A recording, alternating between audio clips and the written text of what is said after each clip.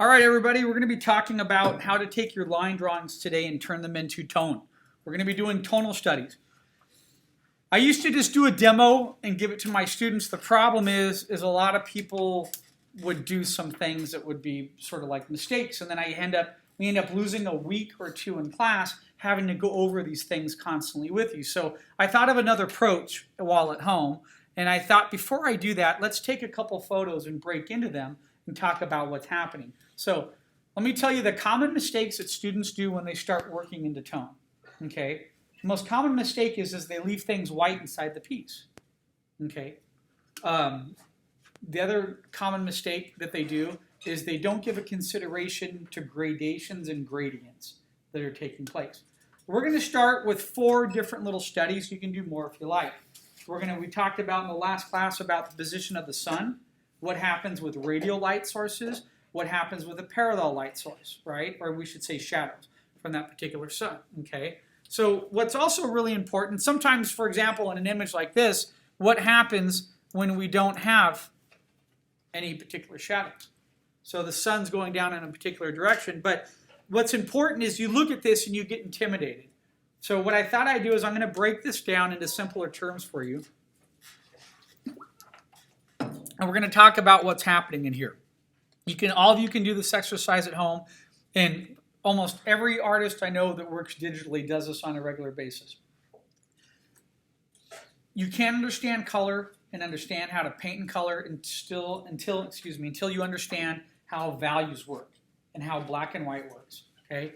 There's an old expression from the great masters, is that color gets all the credit, but value does all the work. And it's totally true. So if you want to be a great concept artist, I always have students that come up to me. They're like, look at this painting I did over the summer. What do you think? And I look at it, and I'm going to do what I'm going to do right here is I put a layer up above it. I'm going to come over here with my mouse. I'm going to go to straight black. I'm going to fill the top layer on top, okay, full of black. Then I'm going to right-click on that layer, and I'm going to I just meant to say select the layer, and then come up here and drop this down, and you can put it either on hue or saturation. By doing that, you now have a layer on top that you can click on and off when you're working in color. See that? And it'll show you how the value scales are working. So what is the benefit of this? This allows you to look at photos and to examine what is happening in the tonal sets, so the black and white sets. So that right there, folks, is one of those I talked about the little golden nuggets that students don't get or that aren't taught at certain schools. This is one of them right here. Okay, if you trust me, I 100% swear by this. If you master how to work in tone, you will be as busy as can be doing all different types of work. Okay, if you understand tone and value and light, and if you can draw. You can be an amazing storyboard artist, you can be a background artist, you can be a cinematic artist, and you will eventually get into color and become a great concept artist. It's that simple, okay? Every one of the great masters were trained this way. So when we say the great masters, who are we talking about? Someone came up to me one day and said, who are the masters? There's like this school and they all wear weird, outfits and they're like big M's on their shirt or something. No. The great masters are the European masters, the original painters. Okay, and there's lots of them. Someone might say Michelangelo. Somebody might say Manet or Monet, or there's just a whole handful of them, right? In all different time periods. The reason why they were the great masters is because they basically had to start studying and figure out a way, studying from nothing, because there were some schools, but some of them didn't have training. But some of them knew things that they had to do. An example of that is Michelangelo, right? Michelangelo did not have an anatomy class. He used to go down the street to where the dead bodies were kept, and the guy that ran the morgue when people would die, and he would ask him if he could open up the bodies, and he would take a knife and he would cut open the bodies and he'd peel back the flesh, and he would study anatomy. And he would learn where the muscles connected, and he would make notes. He would learn where the insertion points are. Not just the muscles, but where on the bone does that muscle connect? And then how does the muscle, then he could look at his own and figure out, oh, if I pull my arm back like that, my supinator, which is that big bumpy muscle right here on your forearm, tenses back. And if I'm like this, it doesn't. But if I grab something, then it tenses but now it's being stretched, so I have a different definition versus when my hand's like this. The supinator does something different. So he was able to look at whole parts of the body and figure that stuff out, right?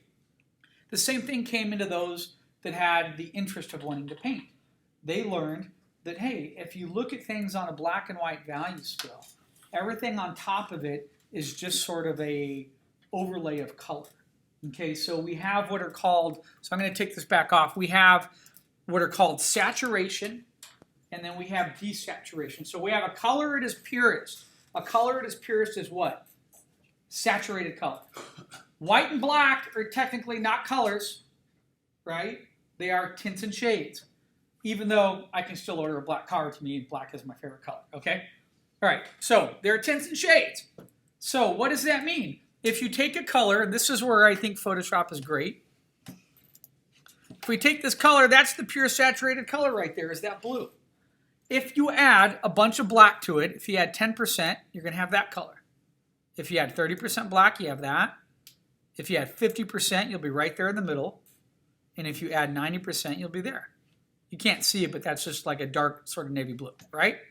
Well, what happens if we add white to that color? We go along that spectrum right there. So that's 10.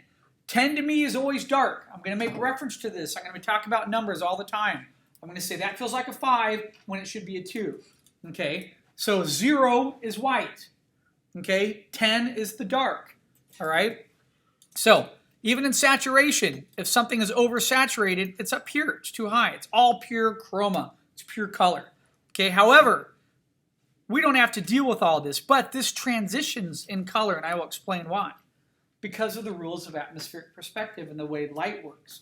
So items that are closer to you can tend to be a little bit richer, and then as they fade back, they get diluted, right? Unless you have, I think this is a good piece in here, we're seeing this is what's great about Photoshop. I have my little swabber. This grass is pretty much, looks like the same value as here as it is here. So if I touch there, see that color right there? See where the circle is? And then I touch here. It's actually a little bit lighter in front of us. It's opposite. Part of that is because of where the sun is going. The sun is dipping in that. And where the sun is dipping, it might change a little bit. But for the most rules, when we'll look at some other photos, you're going to see dark to light happening. It's the rule of what? Atmospheric perspective, and it doesn't change. Okay? Now, the reason why I wanted to show you this is because I want to show you how, not in colors, how this works. So the biggest problem that I have students do is they leave the sky white. What is white again? It's a tint. So what does that mean? It means sunlight is hitting something that's reflective like a cloud and has moisture and it's gathering that white. Skies are not white. Skies are blue. So if I come over here and I take my color picker and I touch that blue right there, is that white? No. So if this, so here's the golden question for you. How does that translate into a value? What is the value of a blue sky? 0 is white, 10's black. Like a 2. It depends. It could be darker. So if we come here and we touch that, it's going to be more saturated, right? It's at the top of the sphere of the dome.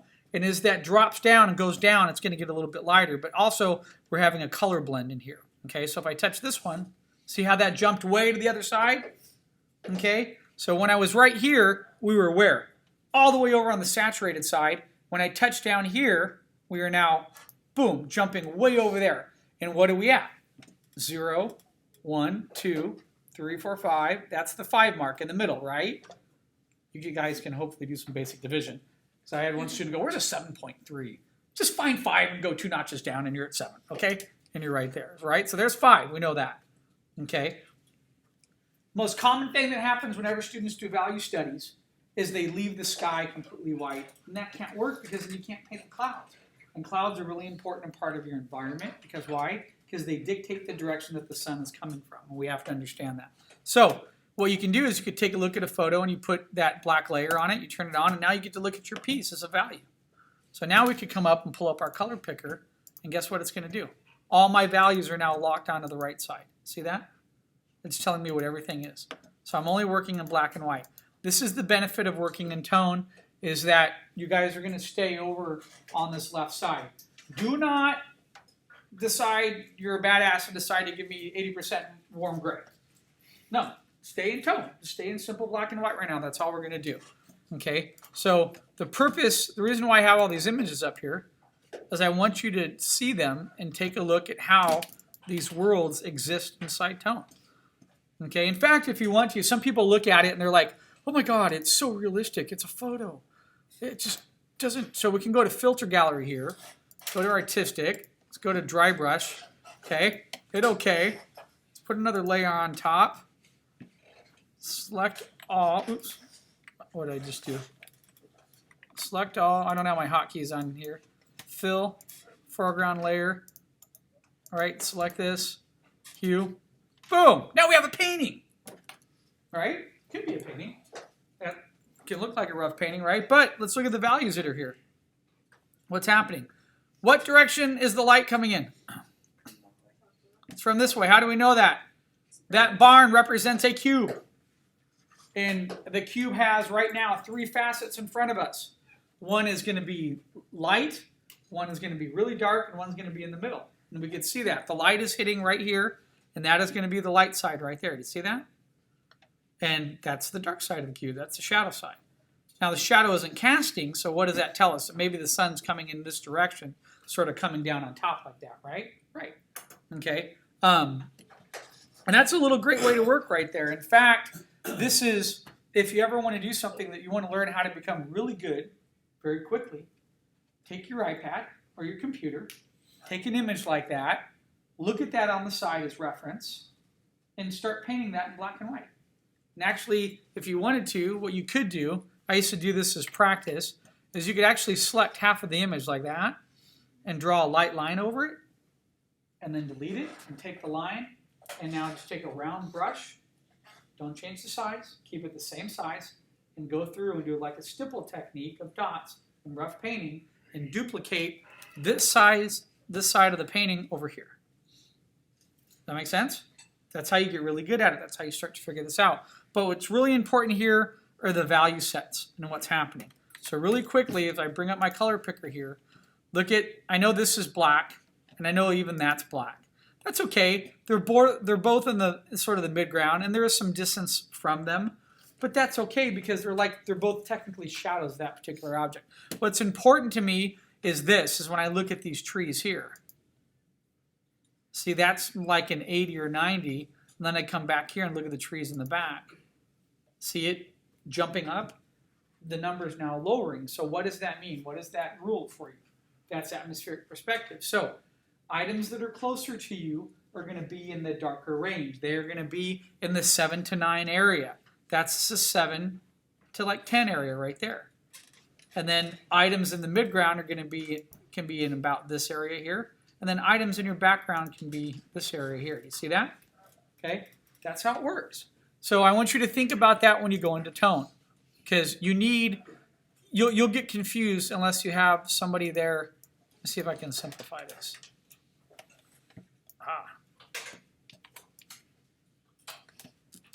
It's a great little piece here. Okay, let's take off that lock. Come here, let's grab the color picker. Just move around, see what's happening here. Click here. Look at how dark that is. Up here, it's like a 9. That's pure black. Right there, 10. So what I do is you get to the point where you can look at it and you can guess the number. What's this look like right here? Give me a number. 4. Who said 4? 4. 4? That's about a 5. About 5.5, right? What about here? Like 2, 3. It's getting a little bright. It's getting around 3 or 4. And then way back here, jumps back to a 2. Okay? And then, because this happens to be a cloudy day, right? So some of the trees back here look a little darker. That's fine. Part of that's because of the local value of the object. What do I mean by that? What color is that grass right now? It's probably like a yellowish or green. So yellow and green on the color scale are what? They're a little bit brighter. Okay? Versus trees that are dark green. So let's turn this off real quick. Oops. Look at the color variation. So see the yellow? There's a lot of yellow in there. So yellow on a scale when it turns to tone is pretty bright. It's like in the 2-1 area. Dark green bushes, when it goes to tone, are going to be in the 5 to 6 or 7 area. Does that make sense? That's the secret to tone, is you have to think of it like these numbers. So if we come over here and look at those, these are actually somewhat similar to right here. Do you see that? So now if we come back, let's turn on the tone. Let's double check. Let's go to the color picker.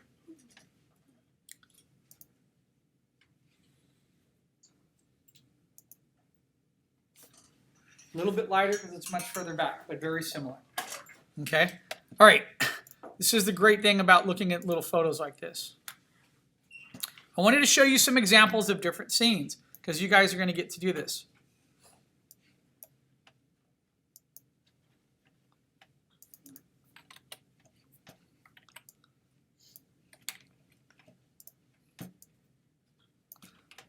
So, different scenes to light, different ways to light your scene, okay? You can do morning time, you can do daytime, you can do evening time, and you can do a nighttime shot. If you do a nighttime shot, you might have to cheat it a little bit where you might have a door open like this. So in this shot, what's going on? The door's open, there's a light source coming from inside. Since there's a light source coming from inside, what kind of light source is that going to be? Artificial. Yeah, it's artificial, but what are most, exactly, most artificial light sources are going to have radial patterns of shadows, right?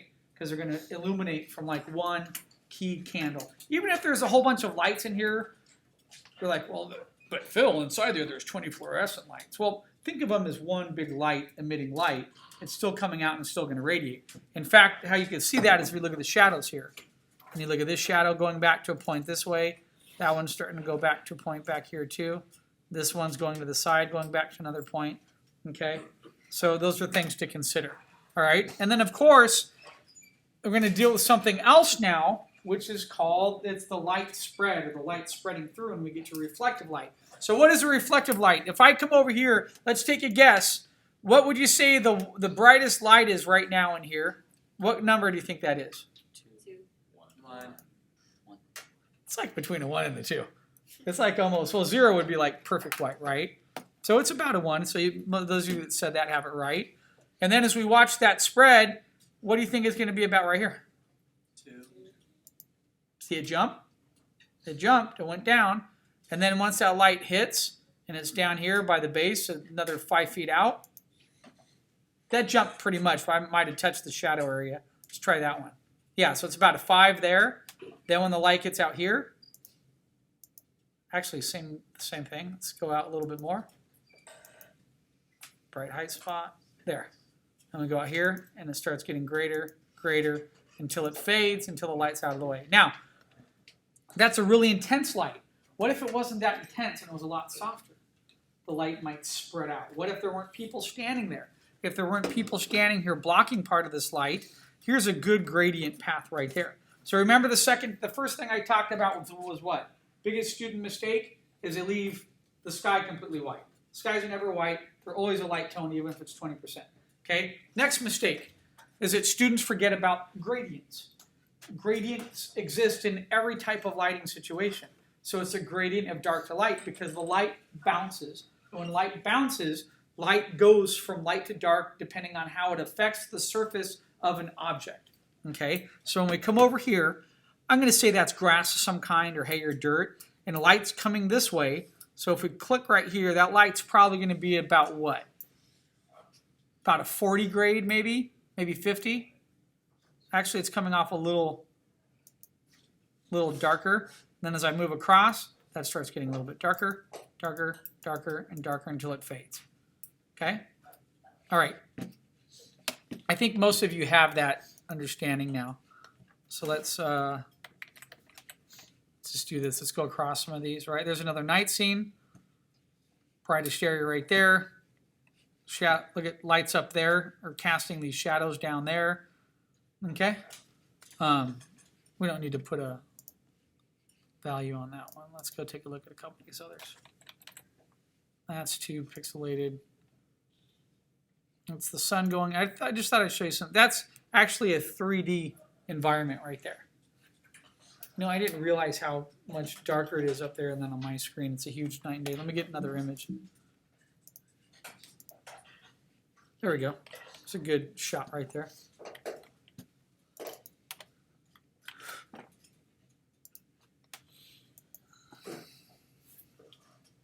There's atmospheric perspective, foggy mornings. So a little secret to when people are painting sometimes, they come in with a big round fuzzy brush, and in the very, very back layer, to avoid crisp edges on things, they come in and they go all across the top at like, with that brush set at like a 10% setting. Why? To get rid of the hard edges, okay? So when objects get closer to you, do you look at that and register a tree? Yes, you do. That is a more defined tree, it's closer. Now this is way more defined because now it has even highlights on it. So when objects get really into the back, and we can look at that in tonal range too, right? So if we look over here, you can see how dark some of the shadows are. As we start moving over here, they start to jump up. Let me get lighter.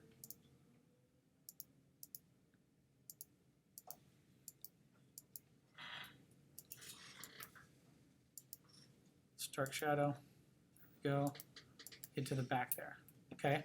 So that's probably the lightest area of that. In this painting, there's nothing lighter than probably a 4.5 grade. Everything else is darker, okay? So that's gonna affect the way that you guys are working. Now, why is that in this piece? What does this represent to you when you look at it? It's a rainy, I grabbed this up, I looked under rainy days. Why did I do that? What's a rainy day gonna look like? You have a cloud of gray over you. Everything's dark outside. So if you have a sunny day, you don't have a shade of gray. So if you do a cloudy day, you're gonna start off immediately with like a 20% grade, okay? To build up upon. And here's a perfect example of that.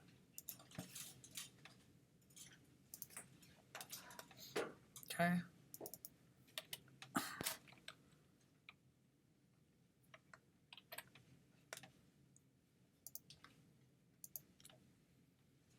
It's really cool when you see things change like this and you look at how shadows are working and light and you see the gradients that are happening in there, because in black and white it's really not that hard to pull it off. The hard part is when you get into color and getting that to blend together. Okay, let's take a look. So there's our line drawing that we're going to work on here in just a second. So I'm going to take that and I'm going to minimize it. I'm going to show you guys what to do, how to bring it in and how to expand your work, and we basically want to create 4 versions of these. And then we're going to go in and start doing some thumbnails on it, okay? And I'm going to walk you through part of that process. Okay, so let me come through and let me close some of this stuff here, just so it's not eating up the computer memory.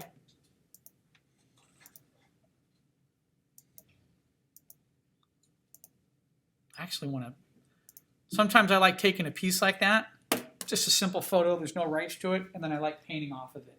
So I just take that right there, expand the edges by like 10 inches on both sides, and start with a little thumbnail, and then just start painting, and I use that as a guide to like send me in a direction. A lot of artists do that. Some people call it kit bashing, some people call it just, you know, photo blend, where you just start with one photo, gives you an idea of what the values are going to feel like, and then you start just banging, you know, coming in with your own brush, and you start painting and coming up with other value sets. It's a really great way to work. Okay. All right. So here's your, get rid of these. Here's your image that you have. Okay.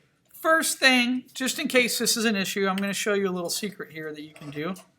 Give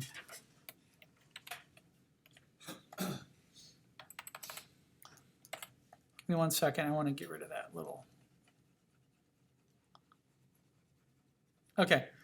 If you happen to bring in your image and you have a dirty background, let's say, or even a tone paper, a cool little secret that you can do inside Photoshop is once your image is up there, if you go to levels, so watch, we're going to hit Command L and bring up levels. If you don't know where levels is, it would be under image adjustments. Okay, and you see levels there. Hotkeys, Command L. If I bring this up, I actually learned this from a student. I didn't know this. It's funny because when I look at my experience with Photoshop, I was learning it back in like 97, 96. And then all these changes were happening to the program when I was working in the industry, but I wasn't necessarily using it. and so much change from CS1 and pre-CS1 to where we are now with the Creative Cloud, right? So they add these little changes in, and sometimes someone comes aware of it. But when you open up levels here, levels basically allows you to do what? To lighten and darken an image, right? And what's cool about it, some people like curves too. Curves works great, but see, what I can do is I can adjust this. This represents the dark value here. If I adjust this way and make it a little bit darker, I can also grab these other tabs, see, and I can darken part of the line, or I can lighten something up a little bit to get to the white of the paper, and then I can move this way and darken it a little bit, and they sort of work in conjunction with each other, right? But something that I learned that works pretty easily is if you want to get rid of any type of tone paper or something that's darker on the back, if you open this up and click the little white guy here and touch the surface, it'll immediately bring it to white, to its lightest value, and allow you to have the line underneath there to work. So that's really a great little tip or trick, because some people forget about that, and you're scanning in, you have your tracing paper has smudges or marks in it, and it looks a little goofy and it's a little hard to get to. Then sometimes what I like to do is, so if I click that, I touch here, let's say, there, so it whitens it up quite a bit. Then sometimes I even like to maybe just push up a little bit of the darks on the paper. Now if I do that, that's adding a gray in there that I don't like, right? But if I come and grab this side a little bit and push it a little bit, it's not quite getting as gray, but it's darkening the line just a little bit, like so. Okay, so what we want to do, here's my recommendation for you. You all have different scanners. You'll have different, I took a photo of this with my iPhone, and it was a little bent, so I adjusted it in the transform settings. Okay, does everyone understand what I just said there? I'm not losing anybody. So when this came in, it actually looked like this. I go to transform and I go to distort. It actually was a little like this because it was with my iPhone. So then I put a frame on it. I went to distort and I just pulled that up like so. And then I put it back so it makes sense. That looks like a scan. That's a pretty good picture for, for an iPhone. Okay. So now that I have that, this is going to be so much easier to do this. I don't know what my iPhone took that with its settings, and then I emailed it to myself, and those were other settings to send as an email, and then it did it as a JPEG, so I have no idea what those settings really are. Here's what you don't want to do, guys. You don't want to start painting on that because you're eager to paint, and then find out you just painted something that's at some really crappy DPI that you can never really print and save to put in a portfolio.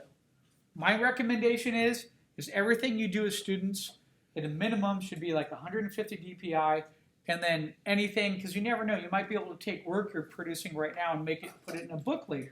You might make a little book on your own artwork that you hand out at CTN or other events. In that case, everything needs to be 300 DPI, because that is the industry standard for printing. So this is what I would do. You bring your image in here. You all have different scanners, different whatever, we don't know what it is. Come over here, take your marquee, right? I'm going to select that. I'm going to copy that. Come over here, go to File, New. In your new file, let's bring it up. Let's go US paper. I don't want 11 by 17. I prefer to work on legal. It's the same size. To transfer, I'm going to hit, image rotate. Okay. Now that I have this done, let's go back and check it. If I click over here, image and image size, right? 300 DPI, boom. Anything I put on that paper is ready to go to print and will always look super awesome. That's going to be my master file for me. Okay, so I come over here and just curious, image size. This is how iPhones work, by the way. This is 34 by 45 inches. It's huge, but it's only 72 DPI. So if I tried to print that, it's 72 DPI, it's going to be pixelated inside a book. Okay, or on any other good printer. But let's see how it works when I paste it. Not bad. Comes out pretty good. So this is the weird thing about how DPIs work. 300 DPI is what we want for print, right? This image came out because their settings does it at 72, but it does it so huge that it makes sense and it works, okay? So what you want to do from here is take your little guy here. Let me rotate him a little bit here. Take this guy, and you could do this manually too. I'm going to basically put him right here. And I'm going to make 4 versions of him. And then you guys are going to do 4 tonal studies. Okay? So if you want to do them each on separate papers and put them up, that's totally fine. Okay? But if you want to, it's just easy to come in here like this, and then we just copy paste and put one here, paste the other guy right down here, and then paste the other guy right here. Okay, this is the fastest and easiest way. Select all these and then merge them all together, label it, and call it the line. That's your line drawing. Okay, and we don't want to mess with the line drawing. Okay, we don't want to paint on top of the line drawing. You guys are going to start painting underneath the line drawing. However, the only adjustment you're going to do to the line drawing is you want to be able to come back a little bit later, and you want to be able to turn down the line because you're going to be putting value in, and the value and the shapes are going to start to make the environment work. Okay, all right. So let me get in. I know some of you guys are getting that tired look. So basically, these are thumbnails now. Do you see that? They're not a full-size drawing, even though it looks really nice right here. So I'm going to go in here, and I'm going to do a study real quick of this one. All right, so I'm going to come over here. This is how I work. I throw a bunch of layers down. I'm going to bring my line up to the very top. And then just to be safe, I'm going to put a lock on it. Okay, the lock's great. There's two ways to put a lock on. We can put a lock on like that by hitting that little lock option. Or if you look on your keyboard and hit the question mark, you can put it on like that. That's the hotkey. Okay? All right, so I put that lock on. Why? Because it's so easy to come along and make a mistake. So let's start with this first one. Okay, so what I'm going to do here is I tend to work with like from the bottom coming up. I find that to be the easier way. Okay, so first thing I'm going to do is let's come over here. I have that layer selected, the lowest layer, and I'm going to come over here and just select around the box. And I want to put just like a 20% grade. So now I know where my 20s are, right? It's about right there. I'm going to select all. Okay. One of my favorite hotkeys in Photoshop is fill. It's so much easier because I do a lot of selections and then I can fill it. Here I have to go up under edit and I have to go to fill every time. Foreground color, yep. Okay. And look. Now, I might not notice it as much because the paper is coming off as a 20 a little bit. Give me a second here. I think your line is Oh. not transparent. Are you sure? It's not transparent. Okay, that was next. You pointed out. So I'm not going to see anything right now. Why? Because my line has just been scanned in and I haven't adjusted the layer. So I need to tell the layer to put it on to multiply like this. And now it's transparent. So it's going to act as a line. Anything that goes underneath it, it'll work easily, right? Now lock it. Okay. All right, so now I have here, what's really cool about having this and working on top of it is anytime I want inside my progression, I can easily make a quick adjustment on something. So if I want to darken, so I like to have, this is how I work at home. I go foreground, I go midground, and I come over here and I select this and I go background. Okay? Those are just extra layers, and then back here, I'm going to sometimes label this the very background BG tone. And the reason why I do this is now I could come in here and see, look, I could darken that tone really easily. That's morning. That could be cloudy day. That could be night. Whatever I want, I could quickly modify it, okay?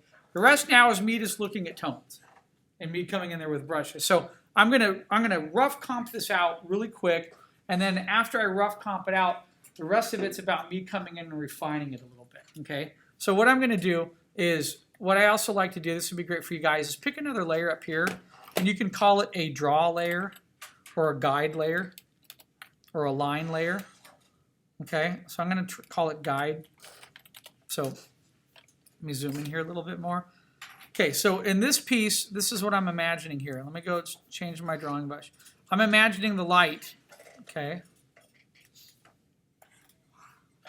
coming down in this direction.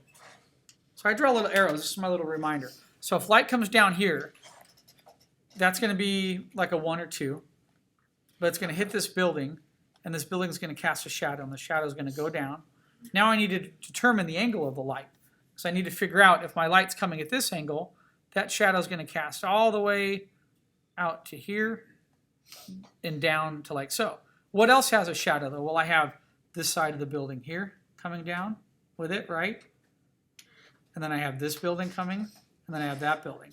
That building's a lot shorter. So if I take a ruler and I measure that line, that building might cast down to about here and then end and then come over. And then this shadow is going to go like so and might go to about here. Now, if I decide to change my line, the direction of my light to come in at that angle, right, I can now draw a line coming down from here going straight across, and you could see it would hit right here. So now my shadow would end there. So now I could come back in, erase.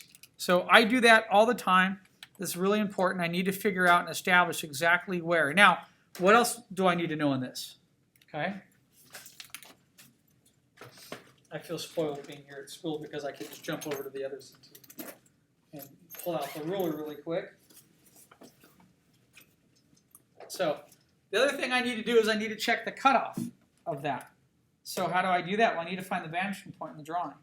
So if I come over here,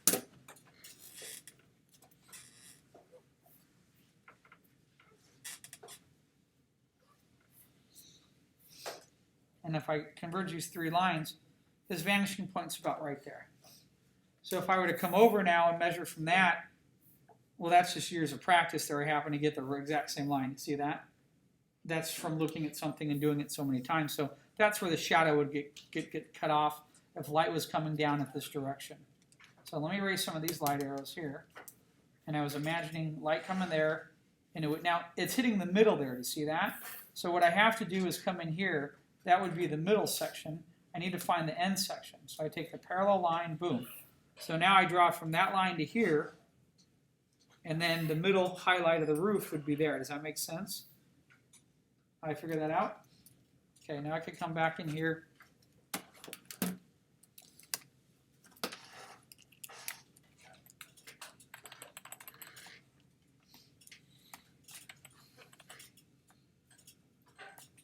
Sorry, it's acting up. Phil, I think your erasers probably added like a 70 or... I know, I'm trying to switch. There's other brushes on here from another instructor. There it goes. Okay, so there. Now I have a better idea of what my house shadow is going to look like, right? Okay, so then I go in and I start painting. I know where my light's coming from. I know where my shadow's going to be.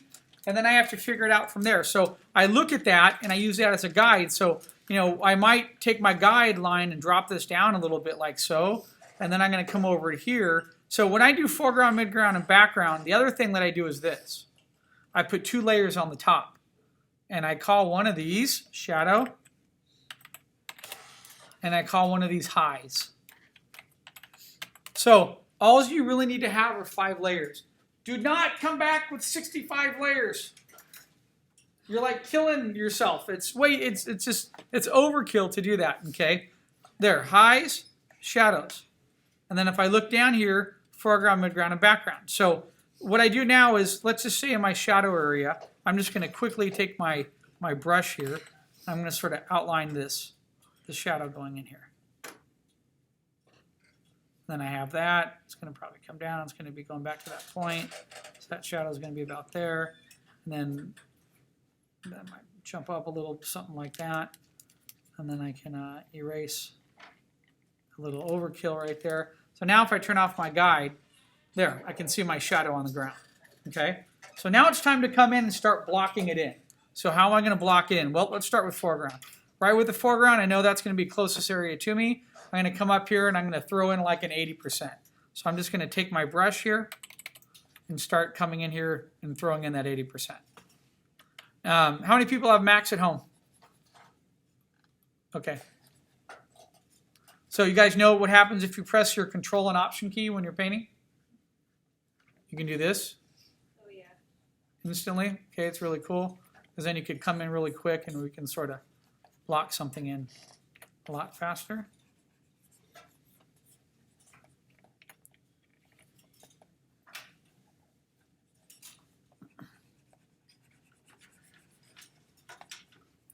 And I always look over. I just looked over and checked to make sure I was on the foreground layer. Okay?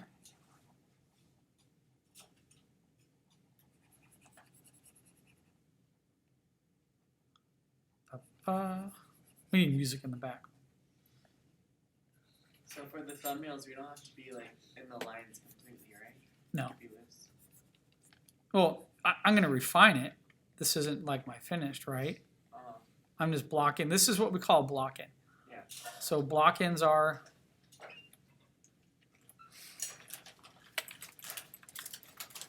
getting all the leaves in there.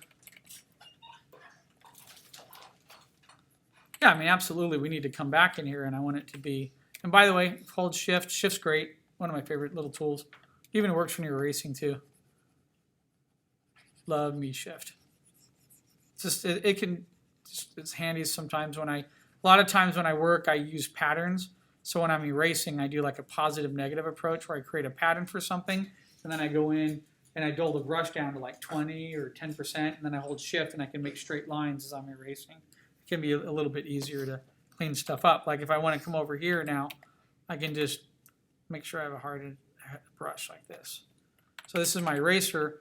I actually like it when it goes beyond, but if I wanted to right now, all I have to do, to erase is I just, oops. So Phil, when the sun Just touch here, and then I just touch here to the top. Wait, whoa, I'm sorry. This thing is wigging out right now. Sorry, we're having a little bit of a drainage there. A little slow. There we go. Erase. Oh, there. And then if I just click down there, see, it just makes a straight line. But you need a brush. That's why I don't have my brushes installed here. Someone else put another brush or two. I have, this brush is a painting brush that I'm using right now. That's why it doesn't delete it 100%. So your brushes affect the way, obviously, it'll erase or whatnot. Okay, so which question, Kelsey? I was going to ask, so when the sun's inside the frame, it becomes radio, right? Yes. Okay. So that's the dark side, right? I'm going to jump to my foreground now. So what I'm going to do is I'm going to sort of come over here, grab another value of gray like this. Okay, I'm going to drop my brush down to about a 30. Then I'm just going to come in here and just sort of throw this down here. A little bit of a 30 gray.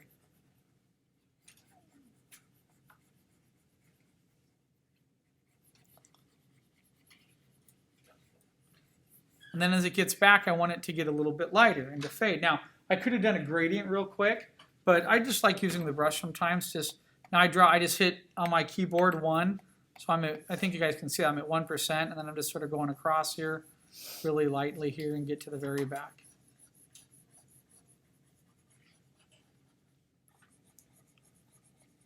Okay. And then I might come in here and that's where I start asking myself questions about, well, this is grass, or, okay, this is a wall right here. So that wall, if I go back up to 20% here, maybe that's a darker stone wall. So I can put a little bit of a darker gradient on that. These are bundles of hay. They're going to have little shadows from them. This is going to cast a little bit of shadow. Maybe this road right here. So I need to decide, do I want the grass to be darker, or is it like a light yellow, or is it like a brown? Or do I want the road to be darker? I need to figure out ask some of those questions. So I'm thinking since the shadow's there of the house, it'd be nice to have the contrasting white of the grass. Maybe so it's like a lighter grass. So what I'm going to do then is come in here and darken the road. There's all different types of dirt, different colors of dirt, right?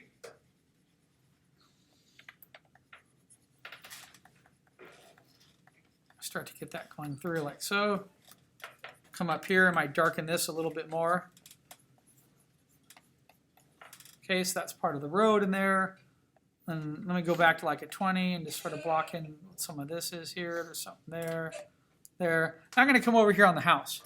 So I know, let's start talking about the values of the house. I'm going to imagine this is, that's too dark for me. I want to start, let's go a little bit lighter. Sorry, I had this problem yesterday when it's recording. When I try to undo it, there's like a 2 or 3 second lag because of the memory using for recording. So I'm going to tone my roof up a little bit here. Okay, I'm going to go in and just mark the different facades. Okay, I'm not doing the shadow yet, so I know. Let's just go in here. I know that is going to be darker, so I'm going to just hit it there. I'm going to hit it with one more pass again. Light's coming this way. This will be some highlights on it. That'll be in shadow. That'll be shadow. That should be some shadow there.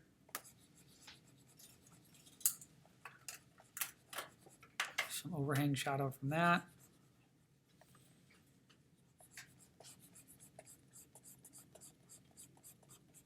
So my brush is really low, and I'm just basically building it up. There's nothing wrong to do that right now as you guys are working. You just slowly work and you paint and go over and build up those gradients a little bit more every time. Because if I jump in too much, what you don't want to do is it's really easy to sort of come along and just be like, yeah. Actually, that was not, I meant like this, yeah. And you're like, oh! And the problem with that, if that was the shadow, is what? That is darker than the foreground value. So then I need to go back in and fix my foreground values, right? But it's a little bit easier as a student if you just build it up sort of slowly and be patient with it. Okay, so give me a minute here. Let me just dive into this. Let me put a little bit, I want to make that a little bit darker. Then I got the back side of that building, right? The back side of that guy. Then I'm going to go ahead, I have the shadow there, but I'm just going to go ahead and start painting some of the shadow myself in here.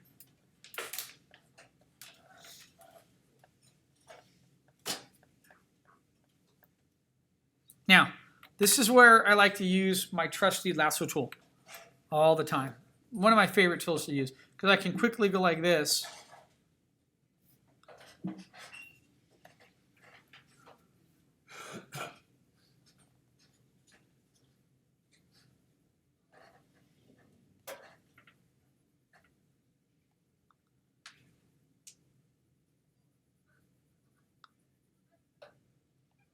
So I can quickly do that. And then here's the golden. Gosh darn it, there's word hotkeys on here. I'm trying to hide. Just hide extras. There it goes. So this is really important. Lasso tool is your friend. Okay?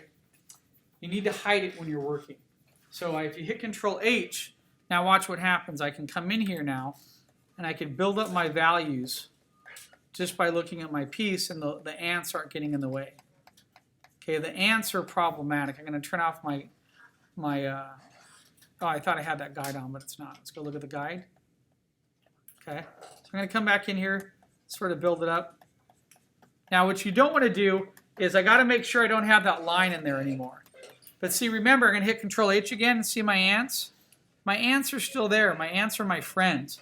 Okay, because now, if my shadow's casting and I'm getting really dark, let's say from here, as it comes out here and I start to fade it out, I'm trying to get that gradient, right? So I might even go back now and go, well, let me just punch it up a little bit more darker. Because remember we talked about gradients, a little fine adjustment of dark to light. So now I could come back in here and say, well, back here, there's like no light right there. Because light's going to come back here and it's going to bounce off the ground. So part of this shadow here is going to be lightened, right? But back in here, especially between like these two buildings right in here, there's not going to be much light back in there. It's going to be a little bit harder to see. So I'm going to darken up just the ground a little bit more there.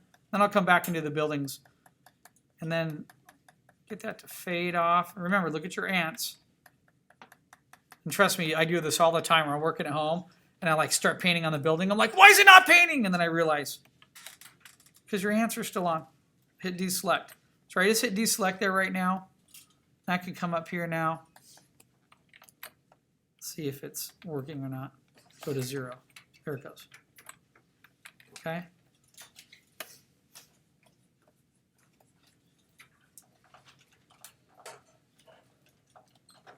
So as I get out here, look at that line. That line's too thick there. So what I'm going to do is I'm just going to sort of paint on top of it. I don't want a thick line. I want it to just be a value. Okay.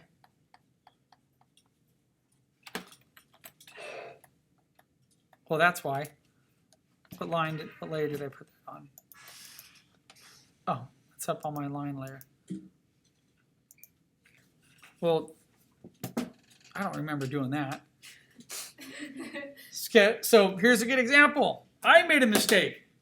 I thought I put it on the other layer. I guess I wasn't paying attention because I was talking, right? And you see what I did?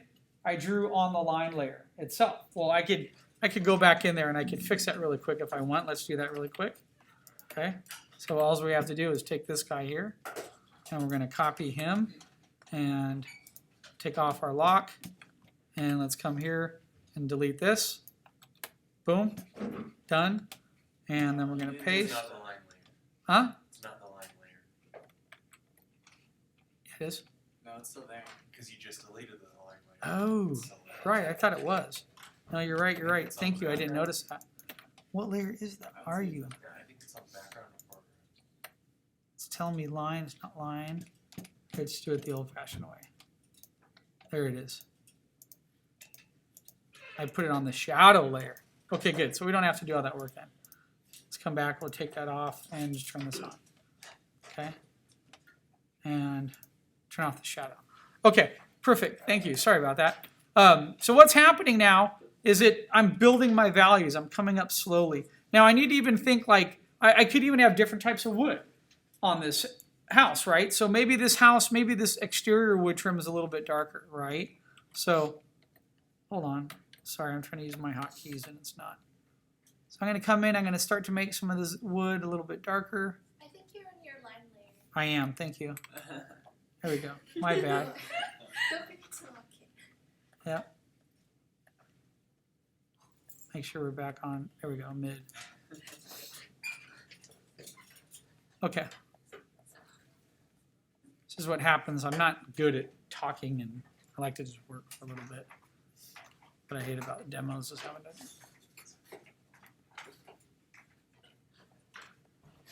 So pushing some of the values up here. I'm going to have more of that gradient coming up back in here. And then let's get back here. I'm going to have a little bit of shadow on here. I have the underneath to this so that, think of all the little details. Light's coming in this direction, right? So that's going to be a lot lighter. That might even cast a little bit of a shadow down the hill like so. And then I have, where else are we going to have shadows? How about under that little overhang right there? See that? I can get really light in here. Get some of that edge. What about the back side of that chimney? Like that. The back side of this rock. What about where the rock touches the wall right there? There's not much space right there for light to get in.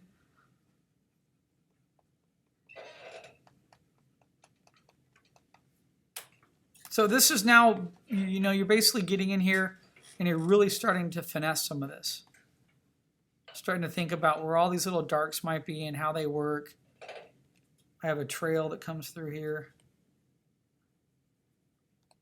Okay. Now I do this all the time. I jump. I know I put the layers in there. That's for you guys, foreground, midground, background. A lot of times at home when I'm working, I prefer to just work on one layer because I go back and forth and I find it easier to assess what I'm doing. Okay. All right. So let's go back here. Now in my foreground, I'm looking at it. Now that I darken that up, I'm like, well, wow, I could really darken this up a lot more. So I touched foreground and I can come back in here. And one thing I want to do or warn you about is don't go to pure black. What happens if you do pure black? Anybody? It flattens it. Now there's some times where you can pull off pure black when it's inside like the foreground. That's okay. But if you put too much black, meaning that if I come in here and if I do this, let's go to 90% here. If I put like a super black value here for the shadow, and I have that same black in the foreground, it just flattened it.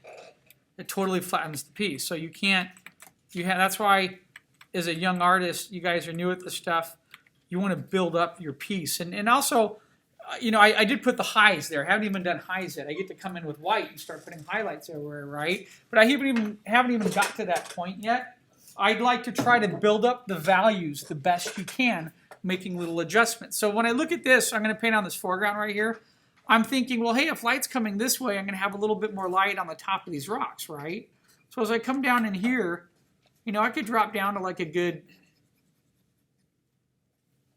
It's funny, it's so much lighter on my screen on there, but that's okay. I'm going to just come back here. I'm going to sort of build this up. There could be different strands in there too, getting a little bit darker. So I'm going to use the value to my benefit and just let it breathe slowly across part of that tree. But I know it's going to be darker here than it might be, let's say, like over here. So this is the gradient part where I'm coming back in and slowly sort of building up. Might be a little bit darker in there, especially in the little cracks coming across this side of the rock. It's going to be a little bit darker in there. And then I got the bushes. So, and then I got this other, oops, this whole other tree happening over here. So as I come over here, start darkening. At this point, I start thinking of things as tubes and basic primitives and spheres. So like this is a tube to me, you know, so this side of the tube is going to have more of a darker core shadow side to it. And I'm going to sort of I'm lightening up on the brush as I'm painting across because I want it to feel like it's wrapping. It's going from dark to light, sort of wrapping across there. Same thing here. Let's sort of zoom in for a minute. Now, how did I do that? That's on tone layer. Cool.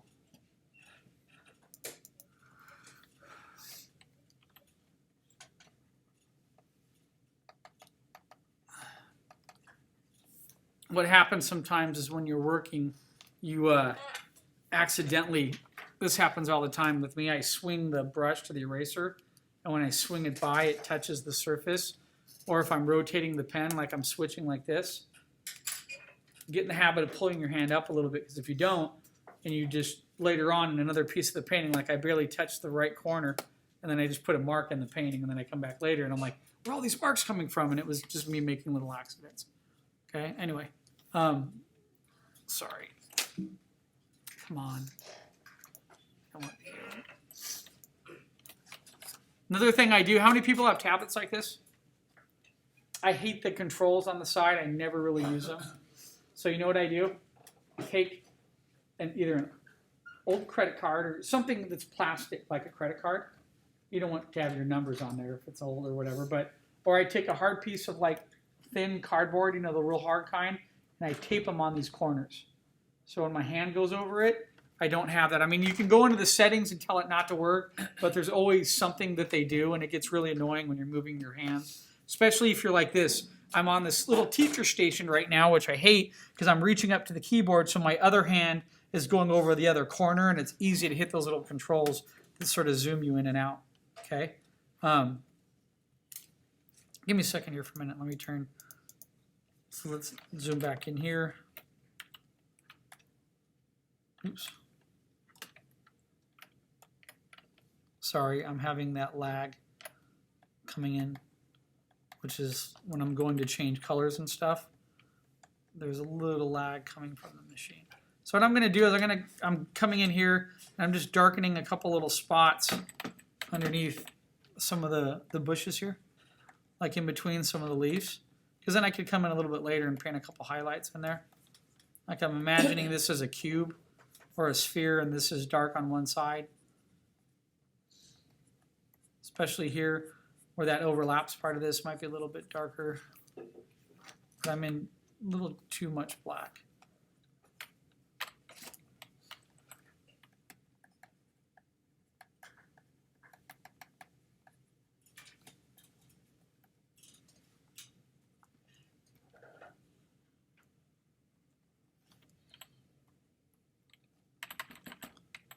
Come on.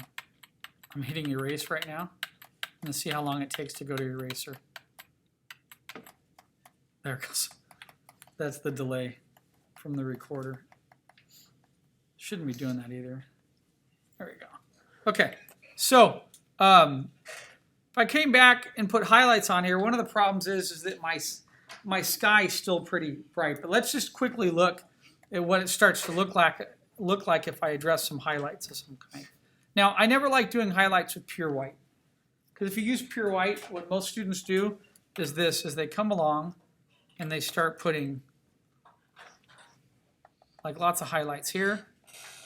They start putting lots of highlights here, here, and then they're all the same value. They're all the same bright white, and it like overkills it, okay?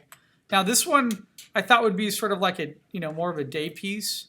So I feel like if the sun's that way, this would still be a little bit darker on the side, because what I wanted to do is just put a white stripe across and see what that looks like. Okay, so it doesn't really pop out too much, and the line's still a little strong up there. So I could still come back and noodle some of the value. And here's the great way to check. Turn off your line and see if the structure's holding. So do you see that? Part of my barn is there, part of the house is there, but the structure's not quite built up yet. Okay, so what does that mean? I need to go back in there. So if I click off highs, go back into the midground, zoom in here, and I just need to start building some of this a little bit more. So what I'm going to do is see if I can't darken the side of this, not quite like that, maybe like about a 30.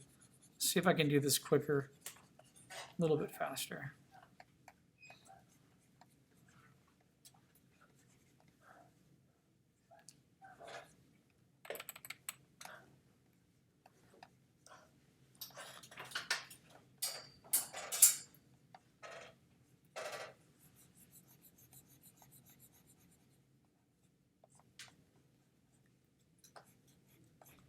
pushing up the values just a little bit more.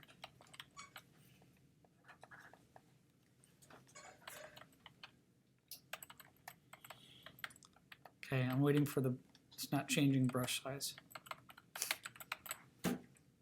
Hold on, it's like frozen. There it goes. Sorry, this is, I don't know what, this is one of the problems we have on this particular machine. This is one of the negatives of when you use an iMac to paint on, the RAM dissipates really quickly. So it's not giving enough RAM to Photoshop in here. Even that's going to have a little shadow, right?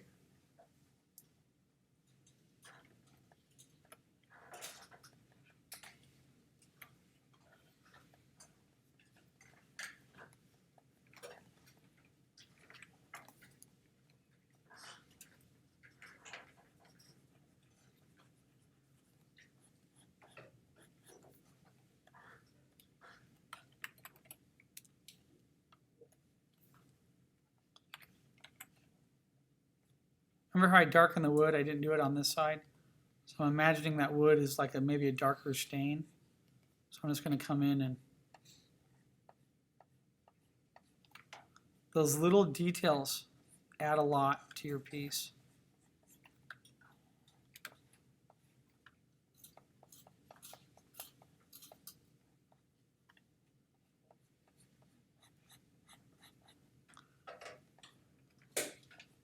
Hey Phil, Yeah. I have a question.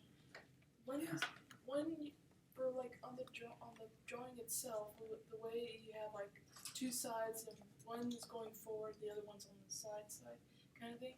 When the sun's like in a sort of like behind sequence, you don't make the side part darker, right? Sort of lost me there. Can you say that again? Like right now, when you're painting over on the side of the building, you don't make it darker than what is the front side being dark, right? You mean, so light's coming this way, I'm making this a little bit darker because I know they're roof tiles and I want white to read against it as the highlights.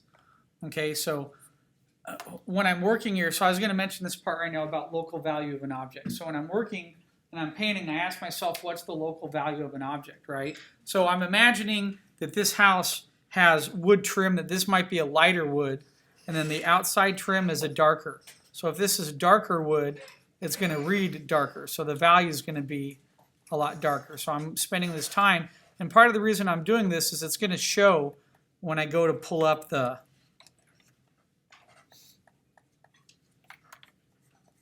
when I go to take off the line. Let me show you. Give me 1 second. So you see what I've done here? I'm just defining, especially under the roof right there. I got that whole shadow area. That's going to be a little bit darker. That's a darker type of wood. Just going over it, these little value changes, they really do add up. This is going to be a lot darker here.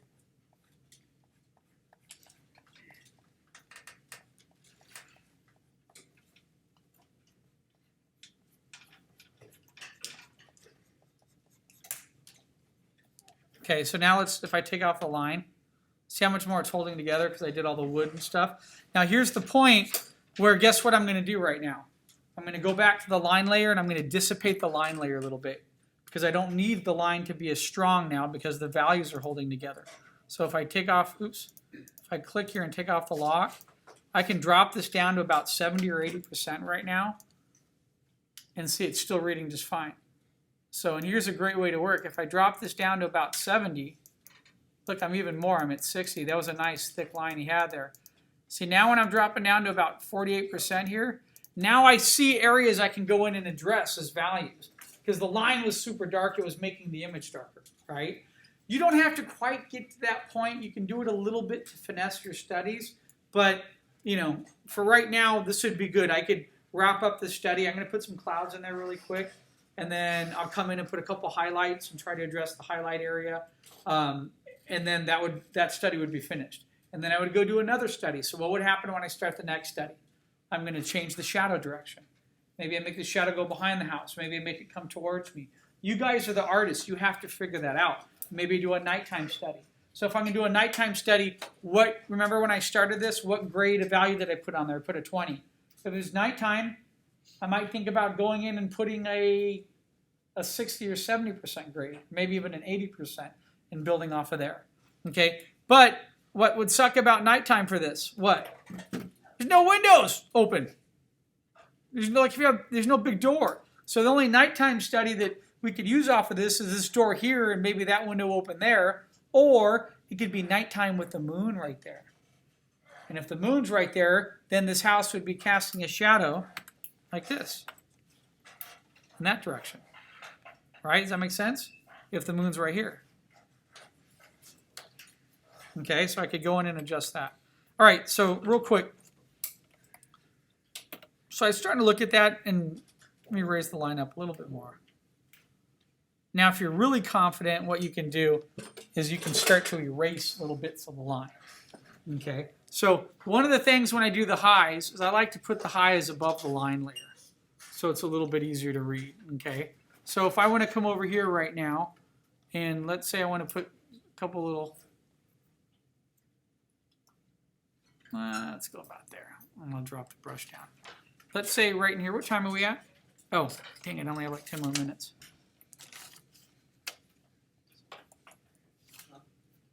Oops. Come on. Sorry, I have the lag again. There it goes. Now it's changing. So when I come over to do the light, like I know I'm going to have a shadow coming across here. That can be, this can be a pretty highlighted area here. Let me hit it with like an 8. I'm going to put a little highlight maybe like on the edge right here, sort of coming down this way. And then I can just paint over some of that roof and get it to be pretty bright and dull down some of the line that's there. Okay? Might have a highlight coming a little bit on this rock and maybe a little bit on this facade. Might come over and put a little bit of a highlight up here. So with the highlights, it gets a little hard to see, but that's because of the time of day that I have. So if I have so what does that mean? That means contrast is key when you're doing your paintings. If you have a darker time of day or a cloudy time of day, it's going to be much easier to see your highlights. Okay? These are the little cheats you have to, but it still reads. I can come in here, and the reason why it's reading so much now is that it's over the line drawing. The high is.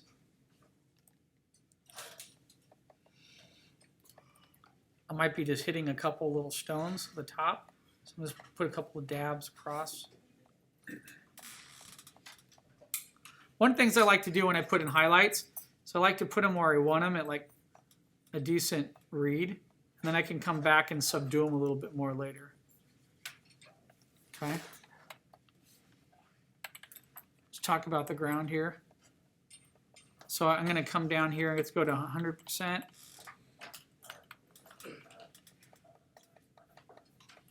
Some highlights in like this, just little sparkles there. See, now this is where your little line doesn't mean anything anymore. Your little line indicates the surface texture. You need to get rid of that, and you can hit that with some white highlights around it or on top of it. Okay. Also, look, we have a gradation coming down there, right? Of white highlight. So now it might be easier for me just to come over and take a big round brush like this and just basically paint it in. And just go, okay, highlight's coming in this way. Light's going to come in. And then I'm going to have the same thing on the back side of the house, right? So I'm going to have light coming this way. It's going to be nice and lit over there. So that's going to like fade off, basically.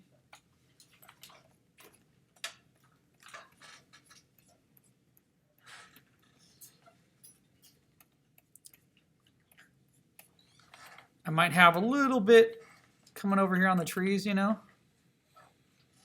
Just paint, see how that just popped it a little bit?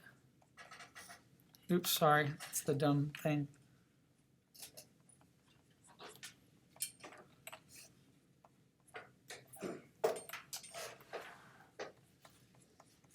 So I'm just putting some highlights on the tree, just getting the shape and the form to show a little bit more. Same thing on here.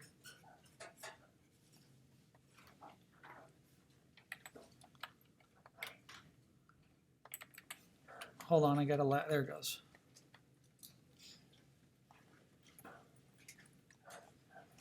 That's weird, somewhere in there I lost part of my white.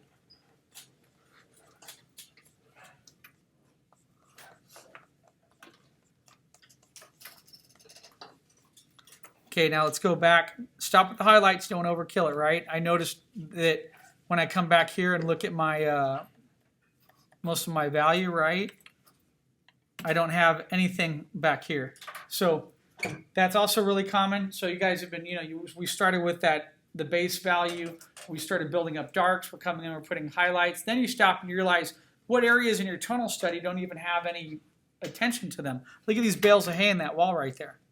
I never even really looked at that little area. So now as I look at it, I need to come over here.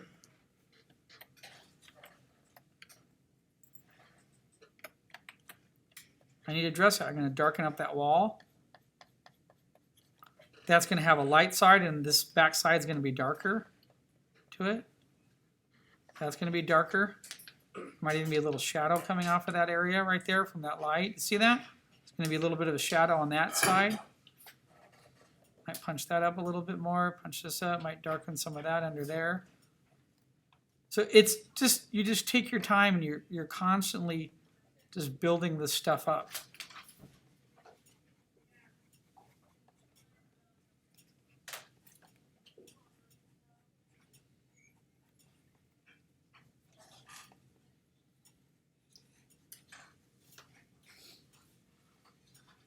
Get that shadow coming off there.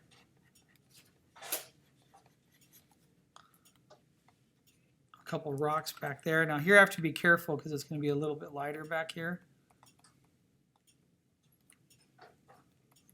Now, ground also transitions too, light to dark. So maybe if light's coming from the left coming over, I can put a light gradation of shadow that's coming back across because there's going to be lights back here. So this side's going to be lighter than is this side here.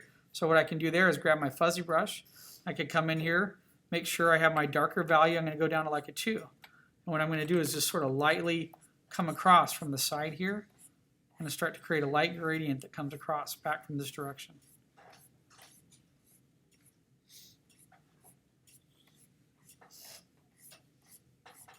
Okay. I'm going to darken a couple little areas in here. Maybe these are like stones. Maybe that's a little darker there. I don't like using the fuzzy brush to paint with. To me, it's just used for blocking in and being a good blend tool, you know.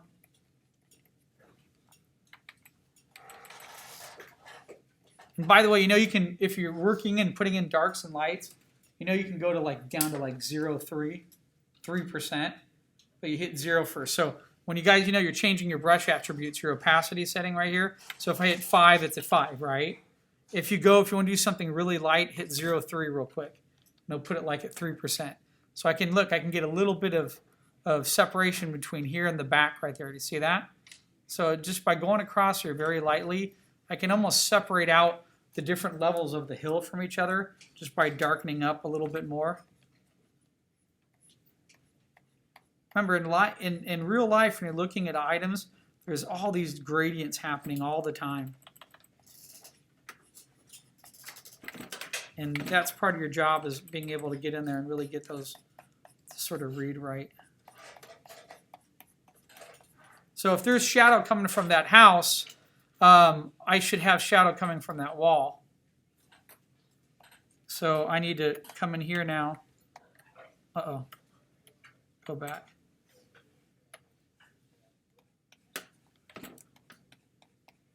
And punch up a little bit of those values there. Try to get shadow. What time are we at? 482. Okay. Time for us to... Now what happened when I grabbed that value, it picked up that stupid green. There. Get back. Get the gray darker over it.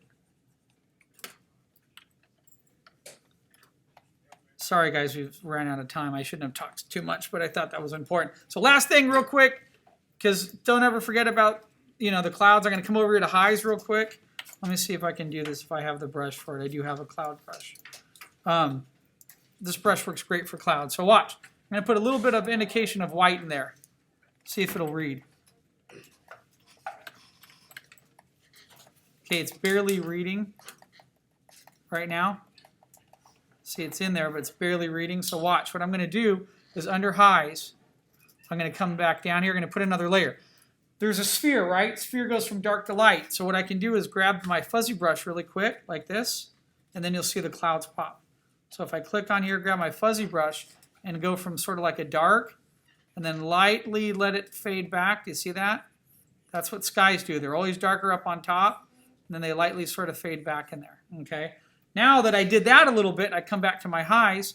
I change. I go to my little cloud brush. I gave you guys these brushes here. Okay. Switch back to white. And how these brushes work is you can sort of go like this and get the feeling of like a little cloud in there. Okay. And then if you do something too much, you can also come in and erase it a little bit and get it to blend in. Okay. So there. So that right there could be one little study. Okay. And then after that, I go do another one. But build it up just real quick. I'm going to stop this. And I'll see if when I'm here tomorrow, if I can't render it.